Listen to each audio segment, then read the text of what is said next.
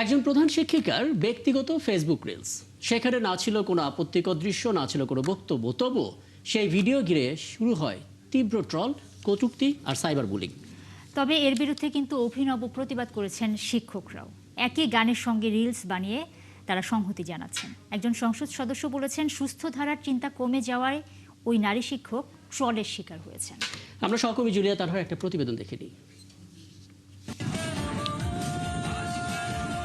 একটি সাধারণ রিলস ব্যক্তিগত ফেসবুক অ্যাকাউন্টে পোস্ট করেছিলেন সিলেটের ফেঞ্চুগঞ্জ উপজেলার একটি সরকারি প্রাথমিক বিদ্যালয়ের প্রধান শিক্ষক ও জেলা শ্রেষ্ঠ প্রধান শিক্ষক বিউটি রানী পাল। ডিফারেন্ট টাচ ব্যান্ডের জনপ্রিয় গান শ্রাবণের মেঘগুলোর সঙ্গে তৈরি ভিডিওটি পোস্টের পরেই শুরু হয় বিতর্ক। ভিডিওটি ঘিরে সামাজিক যোগাযোগ মাধ্যমে শুরু হয় ট্রল, কটূক্তি ও সাইবার বুলিং। একজন শিক্ষিকা এমন ভিডিও করতে পারেন কিনা তা নিয়ে প্রশ্ন তোলা হয়, এমনকি তার বিরুদ্ধে ব্যবস্থা নেওয়ার দাবিও ওঠে।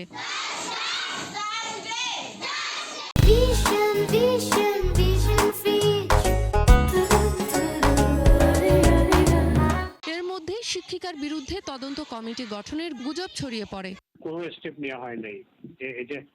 এটা আমাদের কালকে মন্ত্রী মহোদয় এখানে একটা ইস্যু বলছে যে এটা কোনো অন্যায় উনি দেখেন নাই।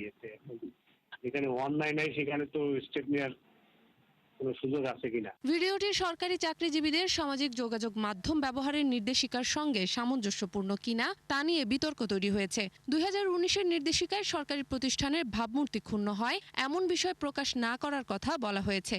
এছাড়া বিভ্রান্তিকর, আপত্তিকর বা শৃঙ্খলা বিরোধী কোনো বিষয় প্রকাশের ক্ষেত্রেও সতর্ক থাকার কথা বলা হয়েছে। তবে সেখানে ব্যক্তিগত নাচ, গান বা সাংস্কৃতিক কর্মকাণ্ডের ভিডিও প্রকাশকে আলাদাভাবে নিষিদ্ধ করা হয়নি।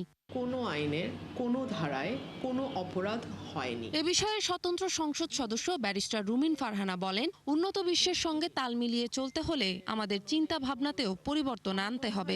আমাদের সুস্থ বিনোদনের অভাব, সুস্থ চিন্তার অভাব এবং সুস্থভাবে কোনো কিছু দেখবার যে দৃষ্টিভঙ্গি, সেটাকে আমরা হারিয়ে ফেলেছি।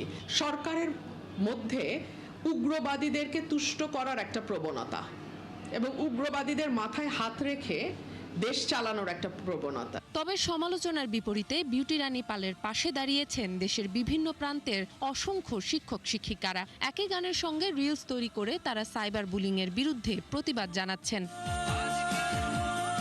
জুলিয়া তানহা, ৭১, ঢাকা।